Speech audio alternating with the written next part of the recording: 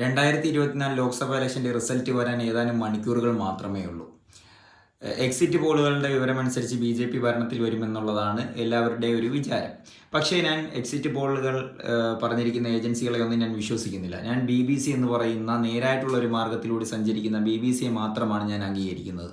BBC പറയുന്ന പ്രകാരം 255 സീറ്റോടുകൂടി India സഖ്യം ഭരണത്തിൽ വരും. പിന്നെ ഉള്ള ചില്ലറ പാർട്ടികളും കൂടി അണിചേർന്നാൽ അത് 270 വരെ പോകും എന്നുള്ളതാണ് നമുക്ക് കിട്ടുന്ന വിവരം. അപ്പം ഇന്ത്യ സഖ്യത്തിൽ ഞാൻ വിശ്വാസം അർപ്പിക്കുന്നു. അവർ തന്നെ ഭരണത്തിൽ വരട്ടെ എന്ന് പ്രാർത്ഥിക്കുന്നു. അപ്പം അഥവാ അത് മാറി തെറ്റി മോദി തന്നെ ഭരണം തുടരുകയാണെങ്കിൽ നമ്മുടെ രാജ്യം വലിയൊരു പ്രതിസന്ധിയെ നേരിടാൻ പോകുന്നു എന്നുള്ളതാണ് നമ്മൾ ചിന്തിക്കേണ്ടത്. വലിയ രീതിയിലുള്ള ഒരു ദൗത്യം നമ്മുടെ മുന്നിലേക്ക് കടന്നു വരുന്നു. വലിയൊരു അപകടം നമ്മുടെ മുന്നിലേക്ക് കടന്നു വരുന്നു എന്നുള്ളതാണ് സത്യാവസ്ഥ. വലിയ രീതിയിലുള്ളൊരു വർഗീയ കലാപം ഉണ്ടാകാനും സാധ്യതകൾ ഏറെക്കുറെ ഉണ്ട്.